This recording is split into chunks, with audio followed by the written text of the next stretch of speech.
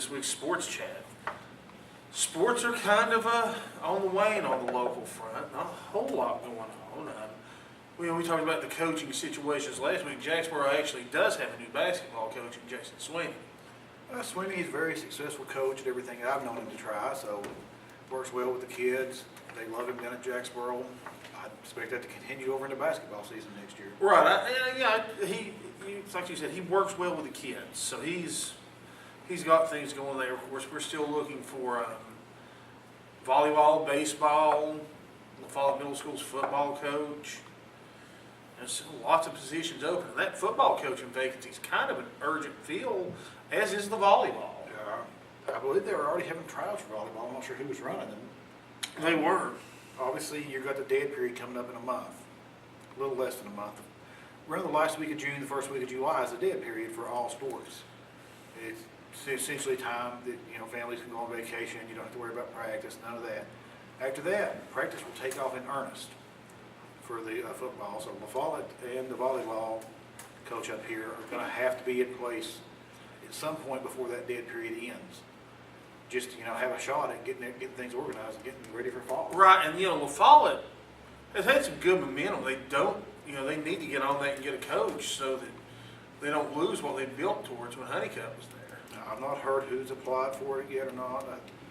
I only talked to Jamie Wheeler a bit about the baseball opening, and at the time she said someone from Waco, Texas had applied for it, but she did not know whether they would be able to hire that person. She actually has to have a teaching opening at the high school for the baseball coach to come into play, and she said she doesn't have one right now, but we'll see what works out over the summer. Someone may go to another school, or there's usually a little bit of movement on that front over the course of the summer. Right, like we're talking about football. Sevier County filled their coaching vacancy today, so they urgently got it done. Yeah, I keep hoping that Rodney's going to get one of these jobs, but he's not yet. Rodney, I really enjoy you, and great person, great friend to have, but you being don't like you being in the district. It's tough. You run that offense at Clinton in the district. Feel free to take any job out of the district. We'll always support you regardless, but much better to support you when you're not playing Campbell County. Now I saw Coach Hasley tweeted today their boys basketball's at UTC this weekend. Yeah, a series of scrimmages in the off season here. Girls basketball's having camp right now. Excited for all that stuff. And there will be, as we pointed out in the last episode, the football camps are starting very soon. I think Campbell County Youth Camp is sometime in the middle of June. It is. It's just a shade before the dead period. Be a couple of days camp, well worth going to with the great coaches we have in place right now. Let's take advantage of that while you can, while they're here. They may be here for another year. They may be here for 10 more years. But your kid's only going to be, in that age range for a few years, and give them every advantage they can. And I'll tell you, I'll say this: Matt and Justin have both bought houses in town, so take that as you may. Yeah, Matt, extremely happy here. Did buy a new house in Jacksboro. Good news on the football front. Other than that, it's just a waiting game. I can't wait until, after July the 4th weekend and get to go up here and watch some more practice. Watch some 7-on-7 stuff. Yeah, they'll have a little 7-on-7, and before you know it's going to be that first scrimmage. And Campbell County will be playing at Central in the Jamboree. That's the site they'll be playing at. I don't remember who they're playing, but the same Jamboree is usually held in Neyland every year, the KLC Jamboree. But this year Neyland is undergoing some field work and not quite going to be ready in time for the Jamboree game, which is 2 weeks before the opening of college football season at Neyland Stadium. But that's about it locally. National news, of course, the big news right now, LeBron James. Did he quit? Did he legitimately need to go out? I mean, leg cramps are bad things to get a hold of, and if you're having bad ones, it's tough to play through. LeBron's got a little bit of a history of being over dramatic about things like this. You know what else is hard to get over and play through? Stomach cramps when you have the flu and 110-degree fever. You know who did that? Jordan. If you're going to be considered the greatest player of all time or want to be in that argument, you can't sit out the last 3 or 4 minutes of a close NBA Finals. You just can't do it. I mean, unless you're injured so badly that you can't play. I mean, you can't say I've got a stomach or a leg cramp or something like that. I know it's bad and it's tough. And your coach has to use a timeout or two, and you've got to do what it takes to get back in that game. They've got all sorts of things they can do for leg cramps now. You can't quit in that situation. I mean, I'm sorry, you can't. People can say, oh, it's cramps, nobody can play through them. You should be in good enough shape not to have cramps. Nobody else on the floor had cramps. Everybody else had to play in the same situation with no air conditioning. Nobody else is quitting. Nobody else is stopping. I can imagine Tim Duncan going out with cramps. I can imagine, as you said, Jordan, Bird, Johnson, any of the great players you want to name. Willis Reed hobbled out with a significant injury and played in the 1970 NBA Finals. With an actual, I think his ACL was torn at the time. That's tough in basketball because you have to do so much stop and go and cut and plant. It's just that in that situation, I said LeBron's got a history of being over dramatic. If he misses a shot in a situation, he'll grab his hamstring and limp up the court.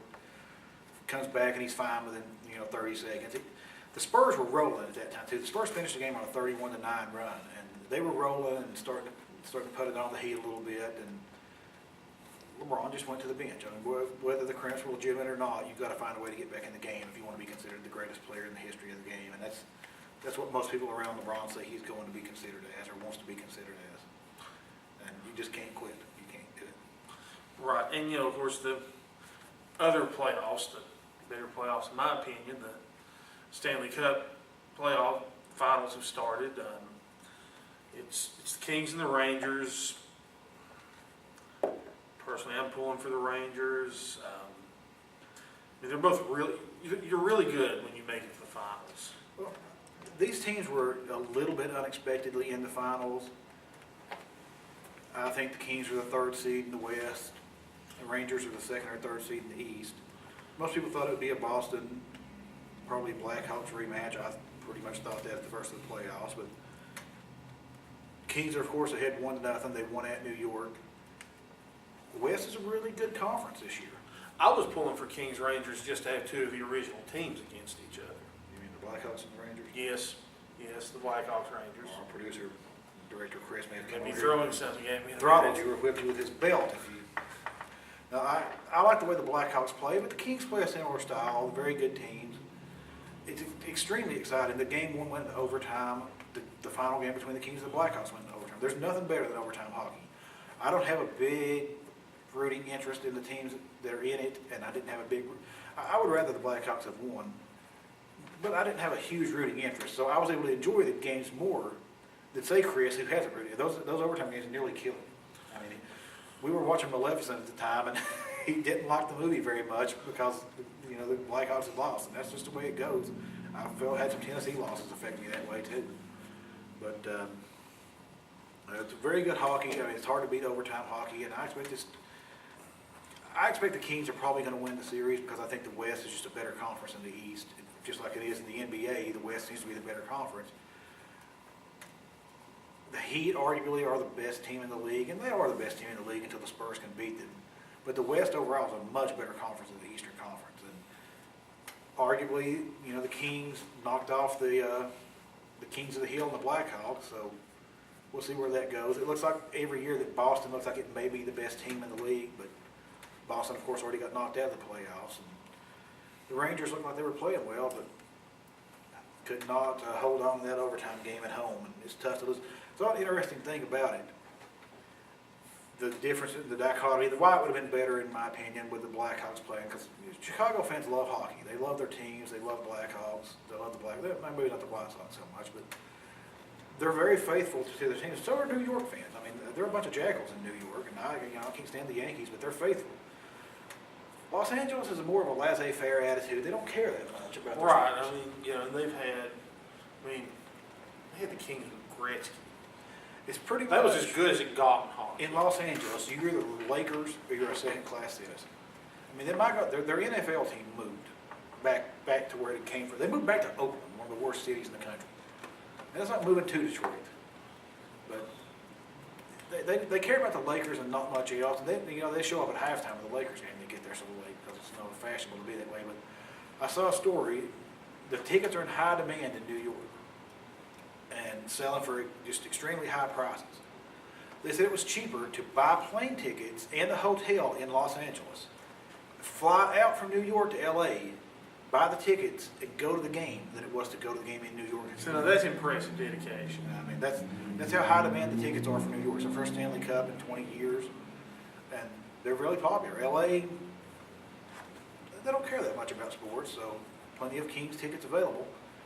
And I say cheaper to fly to New York and stay in a hotel in LA, or fly to LA and stay in a hotel there than it was just to get the tickets.